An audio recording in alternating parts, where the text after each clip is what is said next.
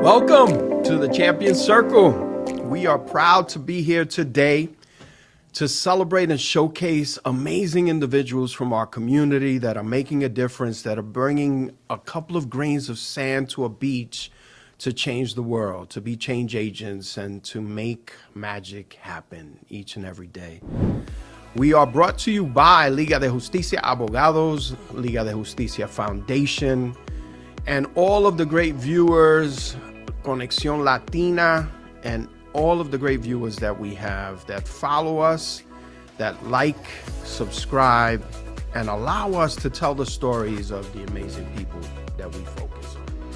So today we have the honor and the privilege to have a very special guest here who has an amazing story to tell, who has a journey that I think is very inspirational. And so we welcome Vanessa Lockel. Thank you, Vanessa, for being here. Thank you. What an honor. It's such a pleasure to be here. Okay. All right. Thank you. So basically, in what I like to do, and when we talk about the individuals that come in here, I like them to tell their journey from soup to nuts, like they say. From the beginning, where they grew up and what their backgrounds are, their parents, and all kinds of things. So Vanessa, we'll start with that. Now, why don't you tell us a little bit about where you grew up and where your parents are from, et cetera, et cetera. I am first generation, born and raised in Elmhurst, Queens. Actually, my parents were from Colombia. They didn't stay together. My mom is a single parent, but I did stay connected with my father as I grew up older, and I have a half sister. But it really all started in Queens, the typical immigrant story, living close to Jackson Heights. At the time when we moved to Long Island City. Long Island City was not what it is now. Right. It was an industrial dumping ground. I would like to, no offense to everybody there, because we loved it. We loved our dumping ground, but it was very industrial and very few Latinos. A lot of Irish people grew up over there. And I remember my mom, saved all her money and made sure that school was a priority. And you couldn't go to public school. It was either like be rough and tough and go to public school, or for everybody else, throw some God at it. Right. For Catholic school, you went. Right. So I went to St. Mary's. And Did you wear a uniform? Of course, for 12 years. So I went to St. Mary's, and then my mom, we were talking a little bit before about, our story and your upbringing. My mom always hustled, and she was always looking for opportunities, and we were part of Mitchell-Lama housing. Mm-hmm. And at one point, she found the opportunity to we moved to Manhattan. It was on 95th between 2nd and 3rd. It's still there. The building is called Normandy Court. Yeah. But we called it Dormandy Court at the time because it was so close to all the hospitals. A lot of the medical staff lived in those buildings. And so I was one of the first people in the building.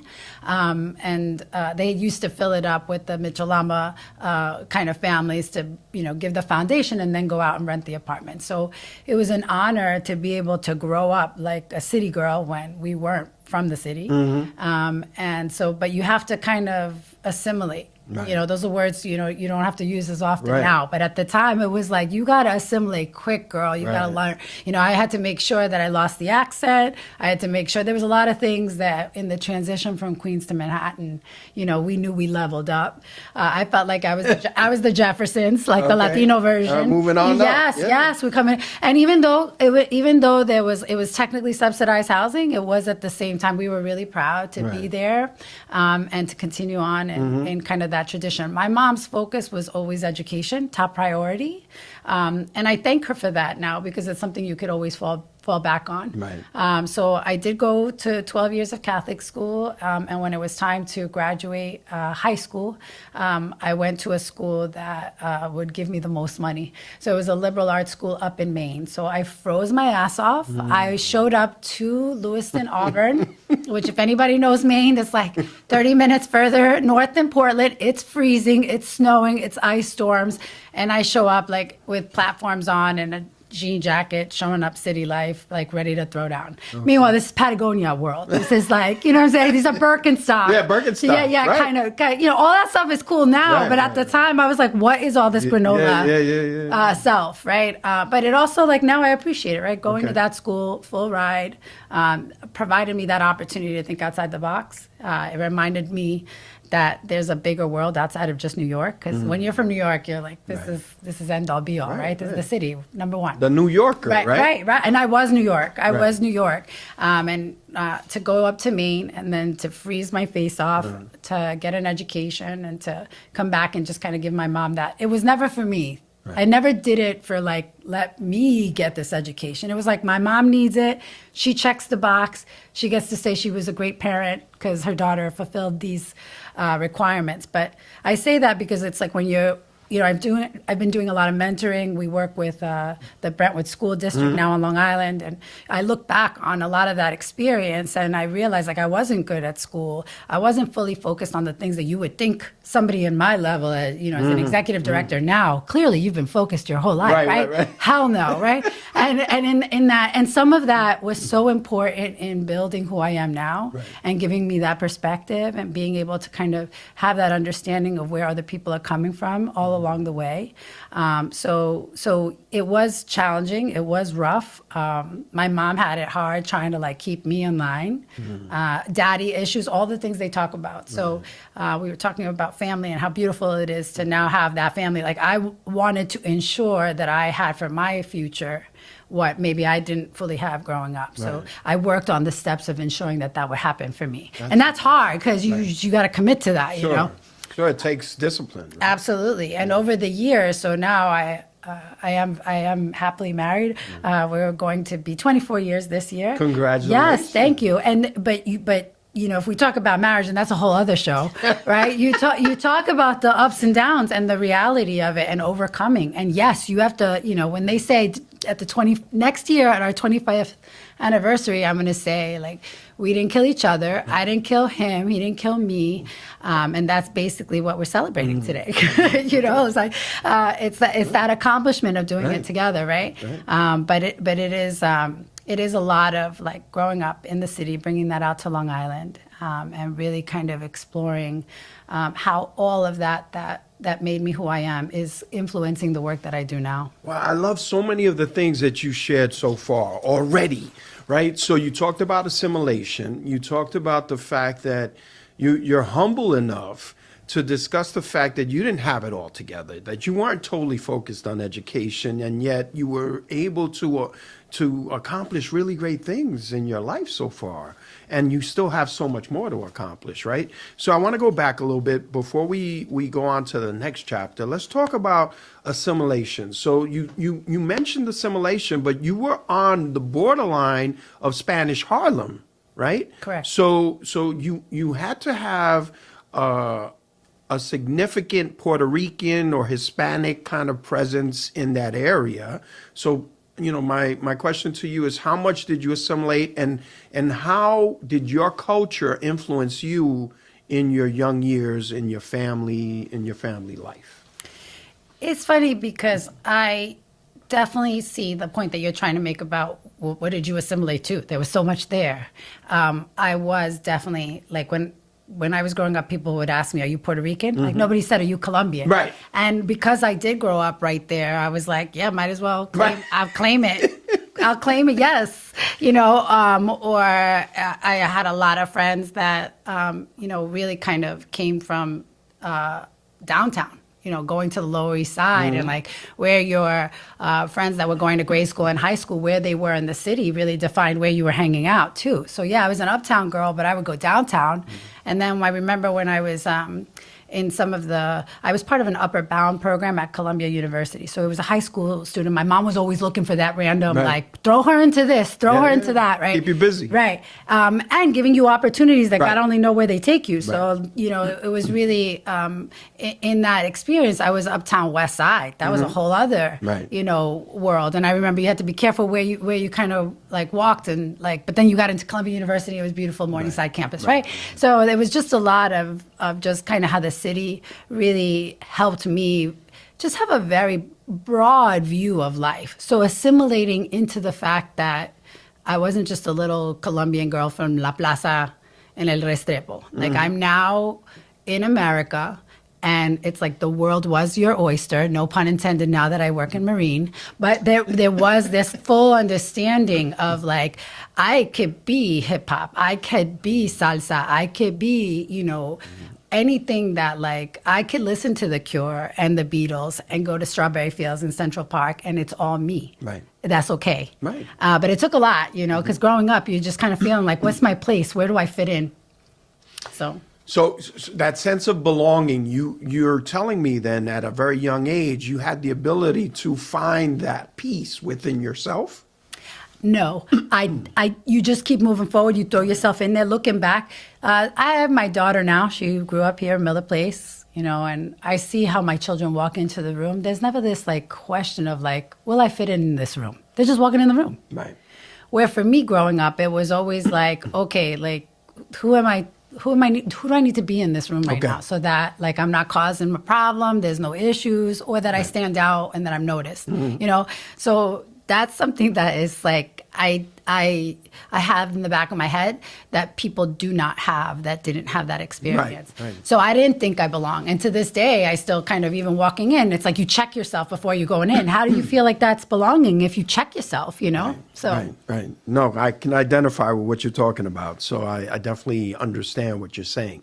So now, from a cultural perspective, what was your Colombian kind of identity? What talk to me about your cultural kind of identity back when you were young? How much culture did you have in your family life?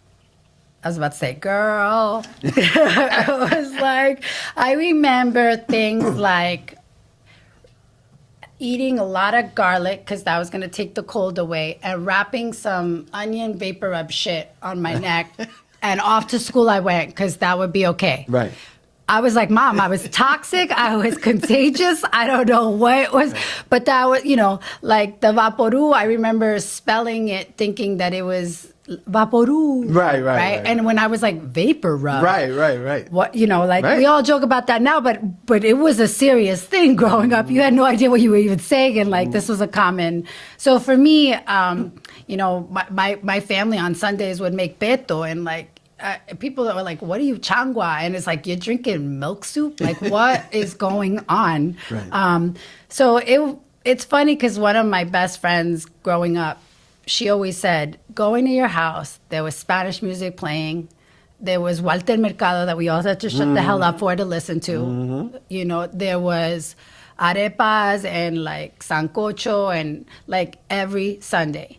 And she goes, that was the most fun. And she was like Italian, Hungarian. She was like, that was a blast. I was like, really? I thought we were just nuts that you were coming in to hear chaos. So my experience of my culture, now that I'm an old lady, can really love it and think back of, like, how awesome it was. Yeah. But growing up, sometimes I felt like, when are we ever going to get it together, kind of thing. Okay. Well, one of the things I admire about you in my interactions with you and watching what you accomplish and watching what you stand for is your sense of groundedness. I think that foundation has helped you be the amazing leader, the amazing woman that you are today. And as I mentioned before we started taping today, you are a role model and example for my daughter and for, many other people. So I applaud you for that. So now you get to college. Talk to me about that experience. It was hot. I had a good time.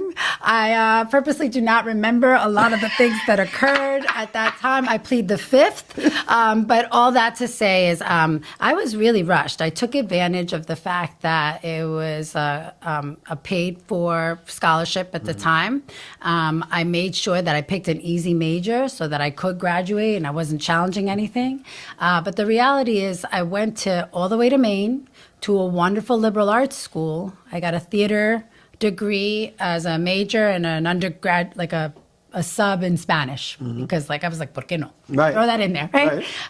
But then I came back and it's like, you were a theater major in Maine. What are you doing here? And why would we hire you? Right. We have interns here doing the work that you're trying to get paid for that have been working in Manhattan, a Broadway, off Broadway kind of pace. So I started working basically at a temp service that did jobs at Wall Street. First job up, I was at JP Morgan Chase. I worked as kind of like an intern, but basically I helped organize information about what made employees want to be effective and efficient, which forever I will look back on that collecting of that data, trying to understand your employees, how important it was for you to know how to make your worker happy, because they will leave, they'll take your secrets, they'll take your workers, like all the things that could be, or they just leave unhappy and sad and don't speak highly of the organization. So that foundation, even though that was like a temp thing, forever in my brain. I loved that job, but it was a temporary. And then right after that, I got another job on the trading floor at Merrill Lynch. That one immediately hired me, which they do have the option. And all of a sudden, I'm working on the trading floor, doing international marketing, international sales, and really just engaging with a whole other world. I was graduated college early because I did it in 3 years. So I was 20 years old, out of college with a Merrill Lynch, business card, because I had technically not my clients, but my boss's clients that we needed to entertain, in Wall Street. So a whole other world, not the movie Wolf, but right up there where this little Latina girl had to learn a whole other pace, fast money, and really work hard. So Wall Street was a rough learning experience for me, and I realized that's not my place. But I did use that experience to go into the nonprofit sector, working in the world of financial, education, financial training, and that's how I segued out of kind of finance into the nonprofit sector. So I want to kind of address that particular opportunity there on the floor. Being a woman in those days, right? It's not, there wasn't as much women's empowerment as there is now, women's rights and all of the things that we kind of focus on right now.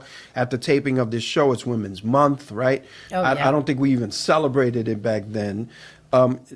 Help me understand how you maneuvered in that world as a young Latina, 20 years old, right? And a woman. So now you're a woman, and you're a woman of color in a predominantly male dominated kind of area. Talk to me about your confidence. Talk to me about your experience and how you were able to be successful. So I'll give you a quick story. When I started on the trading floor day one, so I'm literally walking in to find out where I'm going to sit. And this is kind of entry level, so it wasn't like a big hoopla. Walking in, I have to go through the trading floor, tons of men that are traders and different analysts. And literally one guy comes right up to me and says, "What's up, sweet tits?" And I am thrown aback, right? Did he just say that, right? Is that a thing?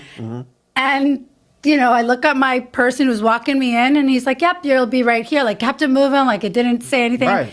So instantly, for me, it was how much do I want this job? And how serious is that? Right. Now, I grew up in the city. I heard worse getting on the train. Right. And sometimes I'll be keeping it real. If I was trying to look cute and I didn't get the appropriate enough of acknowledgement from here to the train, I knew I was I got to change my outfit. Right, we have to go back. We have to go back and get it redone, right? So this is me being really honest about who I was, at that time. So I am that old school girl that was, in my opinion, I'd let certain things maybe go, super cool about stuff, would try to maneuver things in ways where it would if people said inappropriate things, which they did, you just kind of find key words. And I even said this recently at a mentorship event where we talked about do you have key set things, almost go-to comments or ways of maneuvering your way out? That's the way I've had to deal with it, because I never wanted to ruffle or be that advocate that came out and was we must fight, For me, it was always about, I got bills to pay, people. Right. So that's me keeping it very real. Right. And to to a certain degree, I've had to balance both because I do have the friends that are the advocates that are like, well, you should have said something. Right. Like, well, we wouldn't have a job right now, or there's this, there's a lot of that has, as a girl who grew up in the 90s and was working professionally at that time before September 11th, that was a reality. Did you find that it affected your mental health or your emotional health having to deal with that situation for that brief period? I was definitely a partier. My husband and I, we considered ourselves rock stars. We felt like, and looking back, I was like, no, we were just drinking a lot. Right. It was just a lot of drinking. Right. And I'm a different person now in that I've decided to make health a priority for me and things that I've decided to look at for both my husband and I and who we wish to be. That is a 180 from who we were at that time. So I want to say the mental health thing was everything. The stress of the job, the stress of trying to keep up. As a woman, I'm not going to complain about these things. Like I remember my mom being like, "You're so lucky to have that job. How would I come home and complain about something?" I got you. For her, it's like, I get that on the way to the train. Right. So get in there and at least you're getting paid this time. Right. That kind of thinking. Okay. All right, so you move on from that job and you tell us about the next chapter. So next chapter is, at that point, I had met my husband and I felt like, and his name is Chris. Chris, I genuinely feel like this is not my calling. I'm not meant to be in the financial world. These guys are cutthroat. It's all about the money. It is a lot about that mental health part. And now that I have someone to kind of share my life with and share some of the burden of the hustle, maybe it's a time to reflect on what I can be doing. So at the time I found a job, it was out in Westchester, that did everything from financial education to supporting families in transition from different, into Section 8, things like that. And one of the takeaway jobs that I did there was that I worked at Sing Sing. I worked for the Ossining Correctional Facility. I worked with transitional inmates. And I was teaching them everything from understanding their relationship with a bank all the way to why, you got to do your taxes, right? I got a phone call after from an inmate that had gotten out. They're not supposed to get your information. They're not supposed to find you. It was really scary, actually, but I was like, what else am I going to do? Let me answer this call. And he really was like, I just wanted to tell you, I needed to find you to tell you changed my life. That financial education gave me the tools that I never had thought before. And because you told me to file my taxes at this Vita site or whatever, he had back taxes of 5 years and he actually was owed money. So he came out of jail and was able to find money from when he had worked that was owed to him. But those kind of conversations really changed my mind as to do I want to make, an impact at in the financial sector, or do I want to make an impact with regular people who are really trying, who are really making a move? But I also need to take care of myself. So that's where government really became that area that made sense to me. I can make an impact. I can advocate. I can be involved in change.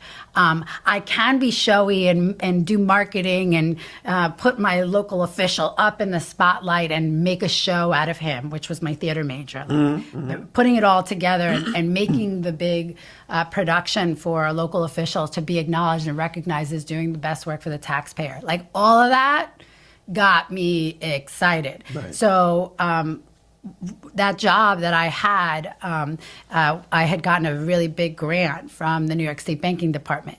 And just in that engagement with them, when they had an opportunity for a job, they called me. And my job in Westchester, as sad as it was to let me go, they gave me a raving review, you've got a great one. We knew she'd be bigger than this little nonprofit. And to get that support at every level of all my jobs have been really sad after I've left, which is, to me, also shares with me that tribute that, I didn't screw anybody over. Right. I did it the right way, which is hard. You feel like you don't want to burn a bridge. So here, that's what kind of kicked off my relationship and my world in government. And at the time, that's under Pataki. So a lot of people think, when you look at my history, that they see Cuomo, they see DiNapoli, they think I'm a Democrat, and I am, which we could talk about that some other time. Yeah, that's another subject. But I came in under a Republican because that's who was in government. Right. And for me, it was always more about government and doing great work at that level and less about the campaigning. Right. So you're making a difference, and people are testifying to your ability. They're being grateful to you. Are you feeling that sense of accomplishment at this point? Are you able to balance, say, for instance, your relationship and your family responsibilities with all of your responsibilities and your great accomplishments professionally?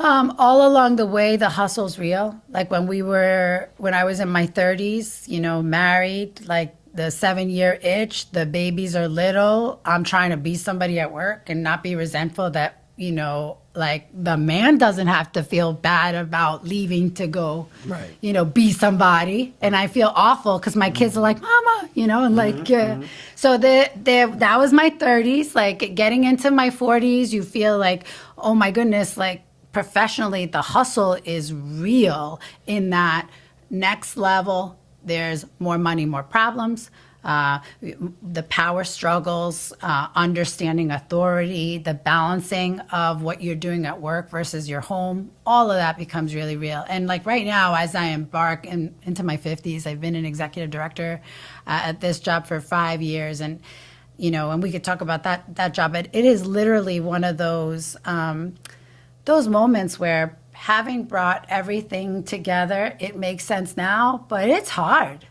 I never felt like, oh, it's so balanced. I got my shit together. Aren't I amazing? This is great. It's always like you're catching up, and once one thing, like you check that box, you're thinking your kids are like, oh, like even the other day, I'm thinking I'm going to be an empty nester, and my daughter's like, oh, I think we're home for that semester. I'm doing a remote thing and a work thing, so I'm going to be home. I'm like, Chris, we're not. All our plans of being single again, we're like, nah, we got, the kids are still in the house, Oops. Yeah. Okay.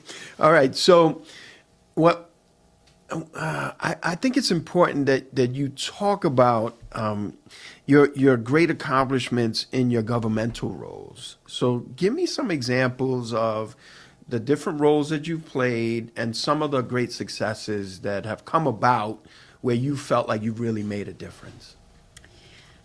So I started with the New York State Banking Department. From there, I transitioned to the New York State Controller's Office, both regulatory type agencies that really work on where does the taxpayer dollar actually go.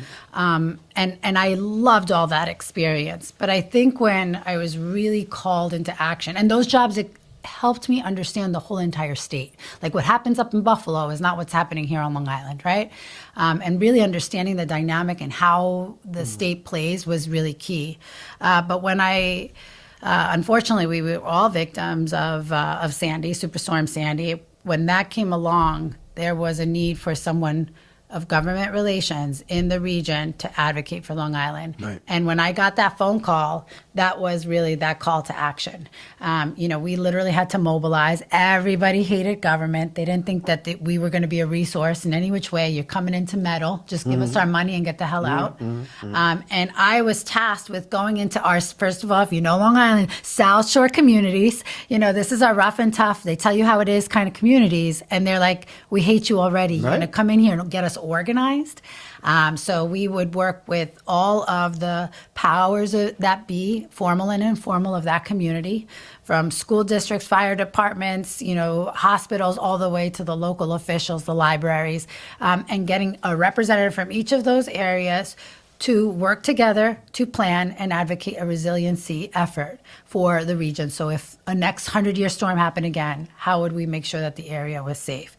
One of the things that we actually walked away with, each of those regions that had been identified, there was 9 areas that I worked with specifically in Suffolk. we put together plans that they, to this day, still use. So like conversations that they're having right now around sewers in Mastic, Shirley, Oakdale, those are all from those plans. Right. So all of those conversations and efforts from 10, 13 years ago at this point, right? Because time's flying. That is still now being used and looked. And it's sad because government's like, oh, 10, 15 years before you see something. But yeah, like, and we're a part of it. We engaged in that. So that was at the governor's office, and having done that under Sandy is why I was hired to be the regional rep for Long Island. They realized under difficult circumstances, you gathered, you put people together. And now I had some of the most, not difficult, but very outspoken communities actually want to listen and want to be engaged because of their engagement with the process. So moving forward, Long Island was always on the same page and kind of just how are we moving forward some of these issues for Long Island. And they saw the advocacy that we were trying to do in government. I've been really lucky that even though I've been working, or I had worked with a Democrat for a long time, that my level of engagement with government was bipartisan. It's about good work, good government. Right. So there is not a local official I don't talk to that doesn't know me and gives me a hug when they see me. Right. Like there's always a good relationship. Right. Even if it's a difficult conversation, they know if anybody they're happy, it's me they're having it with. Awesome. So along the way, I noticed that you do a lot of mentoring today, right? And I admire the fact that you are helping others to be successful and helping young people and doing the things necessary to mentor and do all those things. Along your path, did you have that same resource available to you? Did you have people that assisted you in your journey, in your different roles? And were they groups? Were they clubs? If so, what types of individuals were helping you? Yes. So everything from starts at home, right? So my mom was one of those people that like put me in situations where there would be opportunities for mentorship or acknowledgement. I mentioned the Upper Bound program that was part of Columbia University. I remember there was a guy there who would work with me on my college applications, would tell me, don't give up on this stuff. You still have a shot. College is like whatever you make of it, and I remember thinking maybe it's not the place for me. So that those little moments that kind of change your life. You just all of a sudden you're applying to colleges in Maine. I could have gone anywhere. Right. So that was very inspiring to me, and I felt if you've ever mentored under an organized group, and this is usually for free. You don't make any money out of this, right? Mm-hmm. So if you're trying to make money out of mentoring, that's not what it's about. It really is about like, please help people that are willing to listen. If you've ever mentored, it's so inspiring to yourself. It really kind of holds you accountable about the person you're telling people that you want them to be too. And sometimes it's really just listening and reassuring everybody, like one step in front of the other, take a deep breath. Yeah, it's a shit show and it's hard. Mm-hmm. But one foot in front of the other, deep breath, keep on going. ¿Cuál es la expresión? A la cosa fea, a la cara dura, la cosa, sí, algo así. Right? Yes. Se me olvida. Yes. Yeah, like strong face to a difficult issue. Correct. Did you have any support groups that assisted you similar to what you're doing in Cornell or with 100 Hispanic Women or any kind of support groups that helped you along your way? No, I love 100 Hispanic Women because that is exactly the group I had always wished to be a part of. Now, as an adult, you see that there's other groups.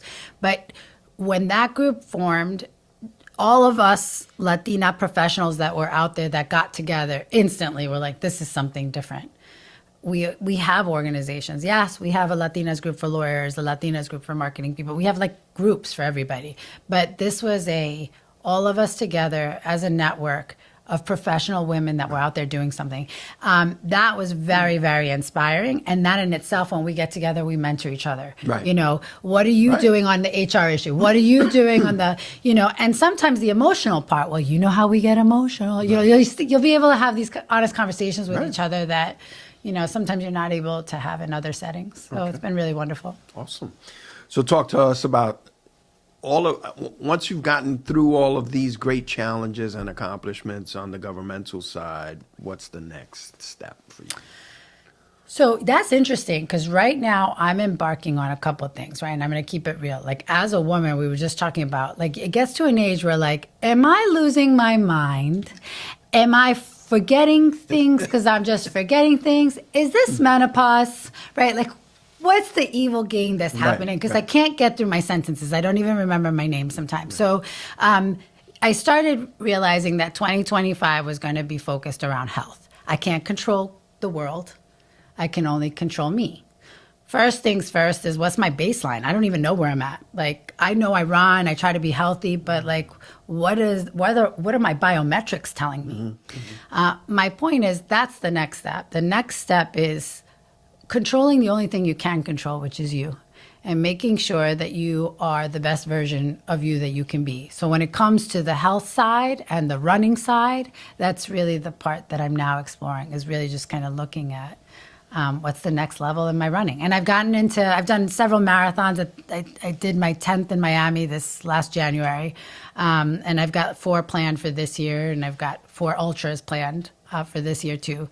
So, I don't know what the hell I'm running from, but I'm running. I'm getting there. I'm running there. So I can tell you, I'm watching from afar, and I'm exhausted. I mean, at your accomplishments and your tenacity and your perseverance and all of the great things that you're doing. But tell our audience, well, how did you get the role at Cornell Cooperative? How did that come about? So I did work for the Long Island Railroad. I was part of supporting some of the effort in the transition when MTA kind of brought everybody together under one umbrella. And while I was there, I got a phone call about an opportunity that was happening out on the East End. People who had remembered the work that I had done for Long Island in general as an advocate through government wanted me to apply. Now, this position, is connected to the university, so the academia part was really exciting to me. A lot of data, a lot of research, a lot of education. But then on what?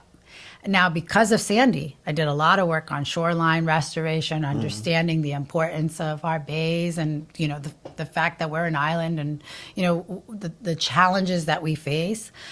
So that was really, really exciting. I had done a lot of work with the agricultural community because a lot of people didn't know that we have about 550 commercial farms on the East End. So I had always already done that. But now I was like, oh, I get to really go in and understand, our farming community, our growers. Then there was this whole idea of our camps, our young people. And it was like we engage with the young people on all our programming of what makes Long Island great. Like that's the part. The other thing is this is as local gets. The extension system is that. It's meant to be an extension of the educational college at your level. Right. So that it gives access to all the resources to everybody. So they basically wanted somebody who would appreciate, get all the moving parts, be able to work with everybody. Because, I don't know if you know some fishermen, but they don't really want to talk to anybody. They're not writing emails. They're out working. So how do we engage with them? How do we support them? How do we provide them education and research that they need for the work that they're doing to improve the work? And that was this. So this was really exciting. For me, it wasn't about being my team. And that's what I was trying to tell them. You don't want a farmer up here. You got farmers. You're the best at what you guys do. You need the one that's doing the government and community relations. Right. And as we can see with what's going on right now, you need someone who's kind of knowing how to navigate through everything and really supporting them so that they can continue to do their work while I try to continue to get them funding, increase their visibility, and highlight the wonderful work that they're doing. So it was a wonderful fit for me. In preparing for this interview, I did some research on Cornell Cooperative, and I learned so much in the 2 days that I've been kind of on your website. Talk to our audience about perhaps some of the silos or some of the initiatives that go on within a cooperative that perhaps they don't know about.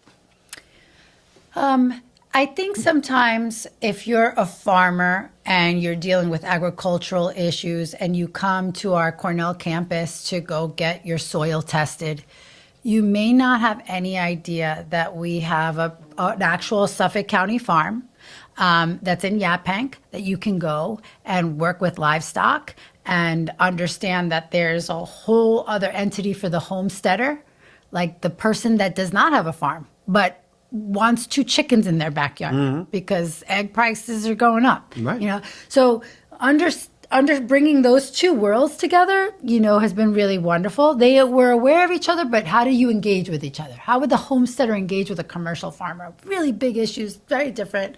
That's been interesting. Understanding that the camp experience, the camp mom that's, you know, driving all the way to Peconic Dunes to make sure that their kid gets to camp over the summer, has no idea that there's a Suffolk County Marine and Environmental Learning Center, $4 million kind of production that has really put on the map, you know, the hatchery of the Northeast. So it's one of those experiences that you're like, wait, you own that? We're connected to that? Our kids can learn from that?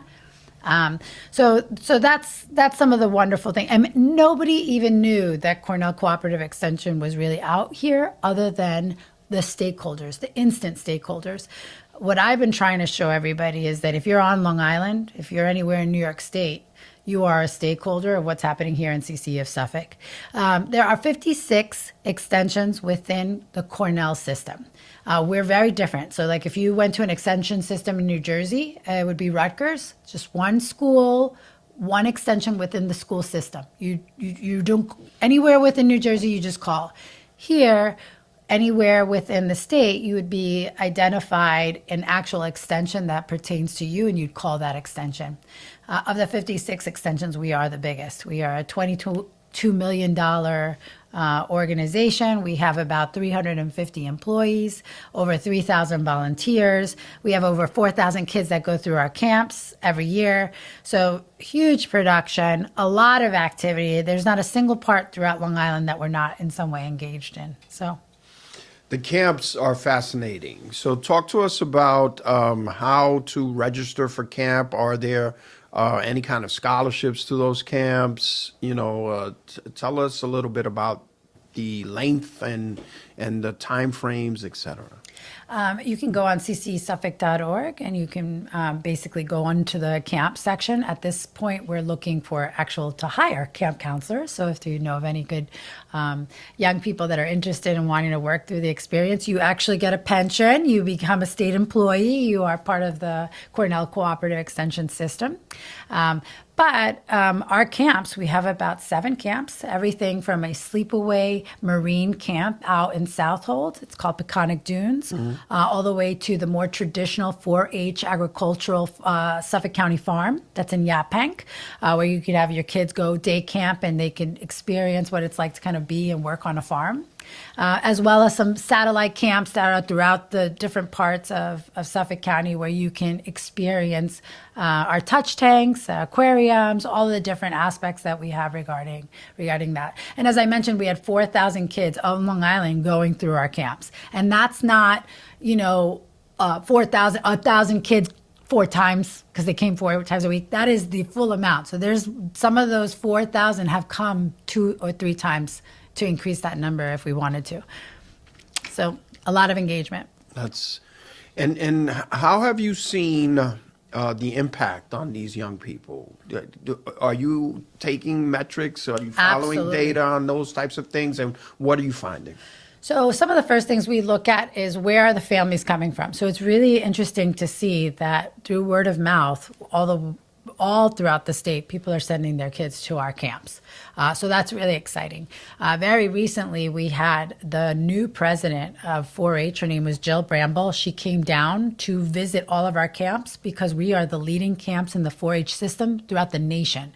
So just imagine all the camp systems throughout all of the United States. You have some of the best ones right here on Long Island, and these are them. So what makes it so special? You do have a predominant interest in marine biology, marine engineering, people with environmental studies. You have people that are very interested in agriculture, veterinary schools, and those really just kind of understanding and loving and appreciating Long Island. One of the things that I do appreciate about the Suffolk County Farm in particular.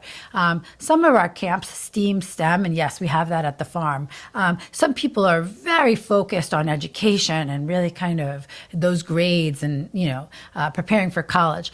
But we also have another population that's also about, maybe supporting mental health and kind of engaging and exploring who they are as a young person that's very different.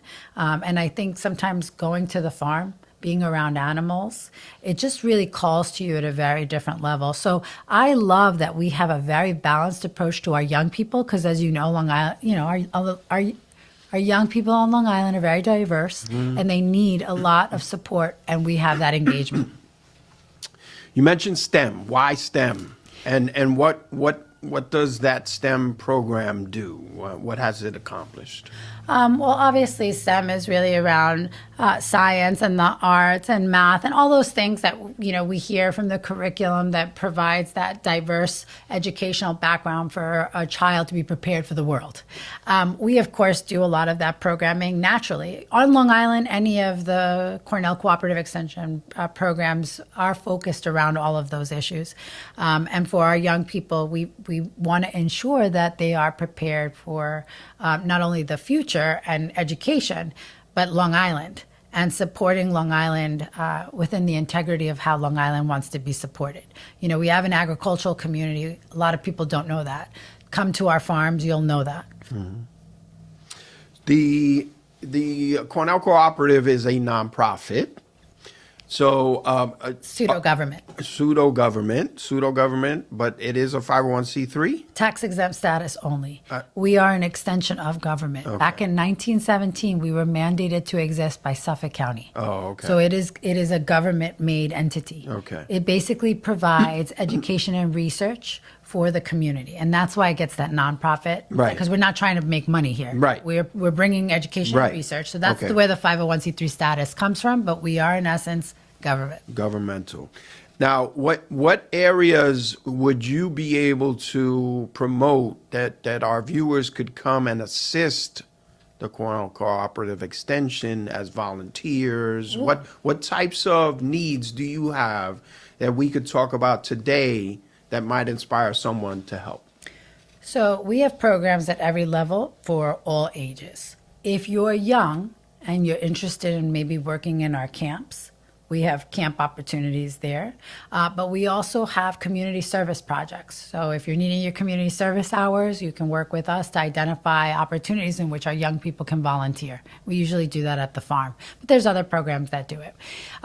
If you are interested in gardening, there's something called the Master Gardener Program. This is our renowned program. You get soup to nuts, you walk away with everything and anything about gardening. It's coveted. But you are then a steward of beautification, and you must commit to a certain amount of community service hours after that. So that's why it's like you get that, but you also have to give back. And that's a wonderful program. We have that same concept in the water. So we have an oyster program. You can actually go and harvest your oysters and have them be something that is out there cleaning the water, but at the same time, you can kind of bring them in and take advantage of it. So same as the Master Gardener program in the water. And we have everything from those types of initiatives to volunteering at events that are coming up. If you wish to make donations, those kind of things, we have all sorts of stuff. We have so many events. Please go on our website because we have everything. Like if you're on the East End and you love like our restaurants at Cowfish, we have like a shell painting night at Cowfish. Wonderful idea for a date night. You do a little family project. Wonderful. All the way to a baby animal day at the farm. We have about 6,000 people that show up at the farm to see little baby animals because we flood the farm with baby animals. So baby goats, baby sheep, we have llamas, alpacas, what don't we have? Baby horses. Mm-hmm. So it's a wonderful, wonderful experience to come out, any aspect of it. But we have about 10 locations throughout Long Island that do all sorts of things. So it really is up to you what you're interested in. And yes, we are connected to Cornell University, but we also can tailor a lot of programs locally. So we work with schools, libraries, we're everywhere. I also noticed that you have a lot of trainings that you actually lead. Talk to us about the various types of trainings that are available. Absolutely. We have everything from health and nutrition, which in the Latino community, I feel like sometimes we forget that the diabetes is like our big killer here. And I wanted to talk a little bit about diabetes because in international countries, they consider Alzheimer's and dementia different grade levels of diabetes. So diabetes 3 and diabetes 4, which is really key. So what we try to do is bring health and nutrition and have an understanding of options that you have regarding your health. We work along with Sun River Health Clinic. We come by with a big bus. We get you tested, and so then you know what your numbers are, and then we give you tools on how to help yourself on that.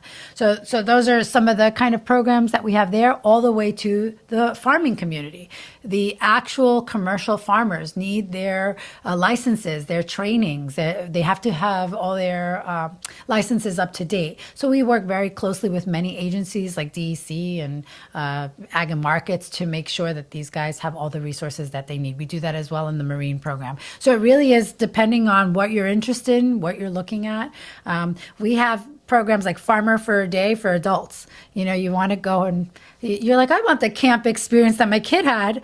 As an adult, we do that kind of stuff too. So goat yoga, like that. What don't we have? The farm has something going on every day, and including the weekends. And all the other facilities, it's all seasonal. But we have amazing programming. Please check out our events. And you're also available for tabling, right? Because what I've noticed is we just recently had one of your representatives come to our after-school program with my foundation, with Liga de Justicia Foundation, and the after-school to talk about nutrition specifically, right? But you also send folks out to do tabling events at various fairs and different types of events so that they can spread the information of good nutrition and healthy eating habits. Yeah, I forgot about energy and too. energy as well. Correct? We have rebate programs around energy where people aren't even familiar that these programs exist. So we help people kind of navigate how to get their rebates. So, of course, we have wonderful programs. The tabling could be anything from high schools that are doing job fairs that we're looking for camp counselors or we're looking for staff for the season.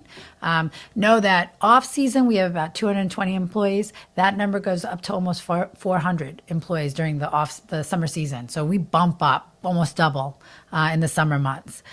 So we can go out and table on everything from HR, job requests, all the way to health, nutrition, energy, marine resources, gardening, and youth programming. Okay. I want you, and I know this is going to be a hard question for you, but I want you to kind of talk about what do you think so far in your tenure at Cornell Cooperative Extension, what would you say is your proudest achievement? So many things. I'm proud that we kind of navigated us through COVID. Whatever that was, we made it on the other side. Mm-hmm. Some organizations didn't. Right. So I feel very fortunate about that. I feel grateful that my directors and my team know that I've got their back and we're always working together. You may not always agree with everything, but they know like my heart's in the right place, and I appreciate that. And I love the accomplishments that I've been able to make regarding getting everybody out of the silo. You brought that up. People are, sometimes separate. You feel comfortable when you work in your own space, not getting everybody involved. But I brought in Cornell, I brought in CCE, I made sure the county, all of these moving parts that you would naturally think would be together aren't always together because of the distance or different reasons for why the collaboration wasn't as clear. But now we're totally synergized.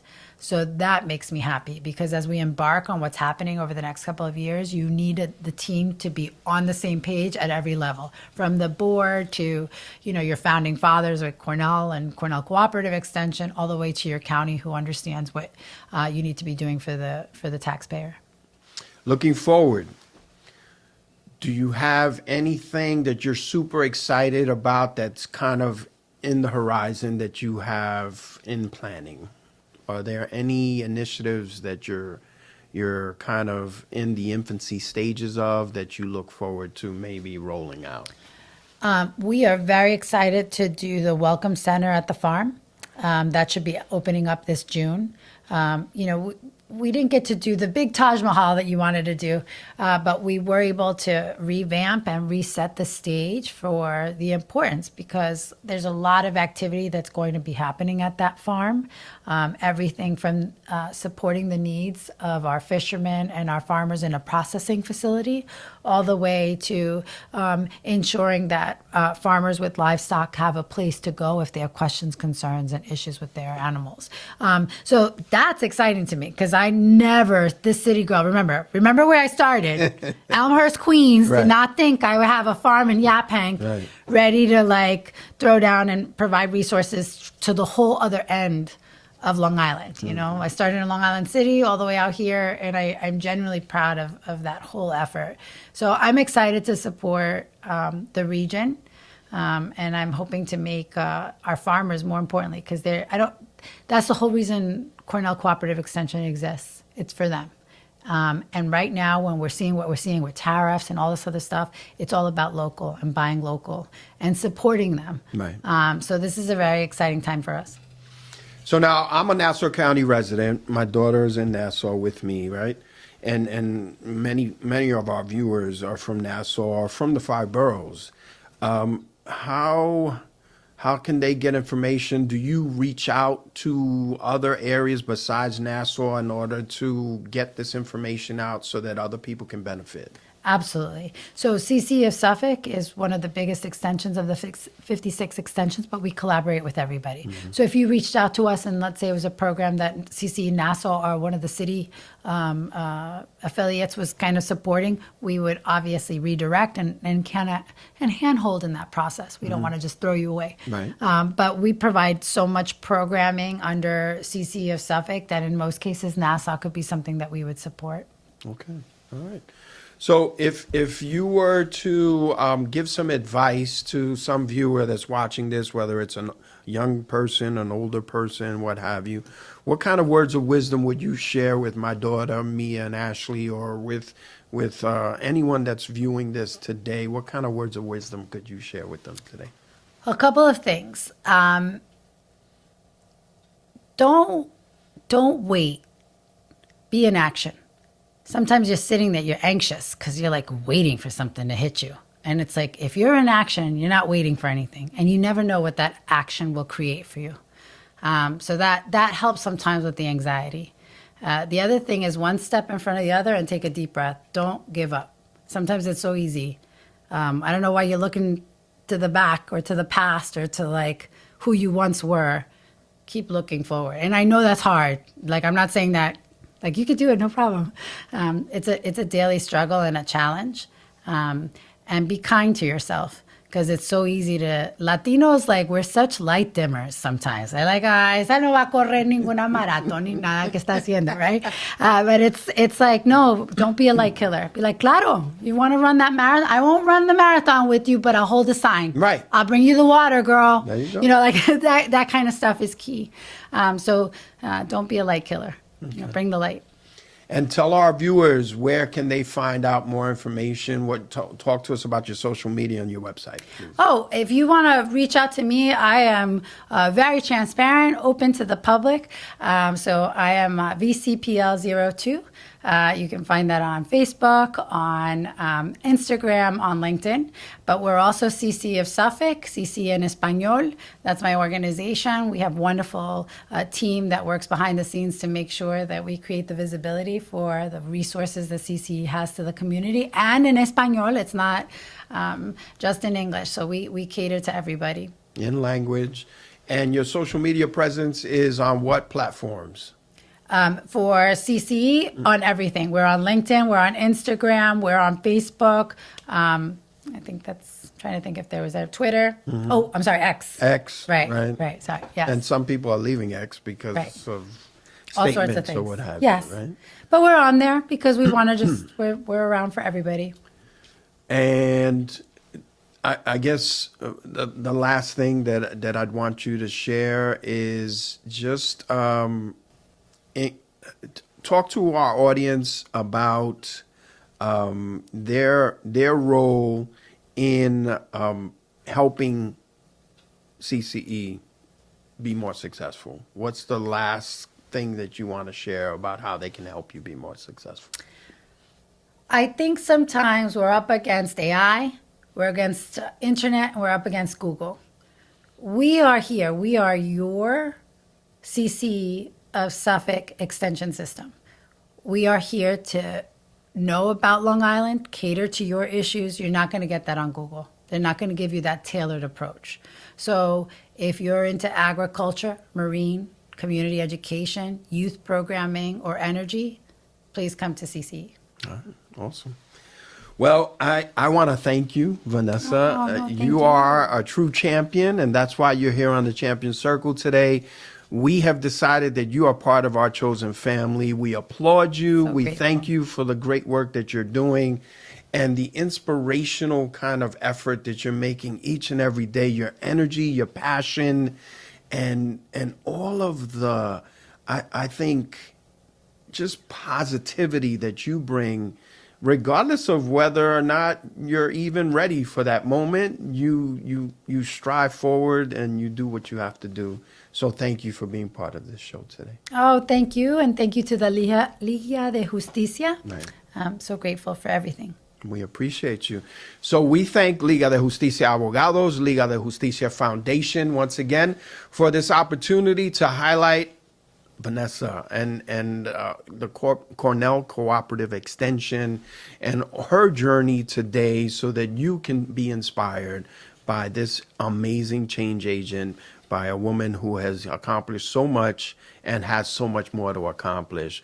We ask you to like, share, subscribe, to watch this program. Many episodes have been filmed before, and many more episodes will be filmed after today. So stay tuned for more and make sure that you continue to make a difference just like Vanessa does every day. Have a great day.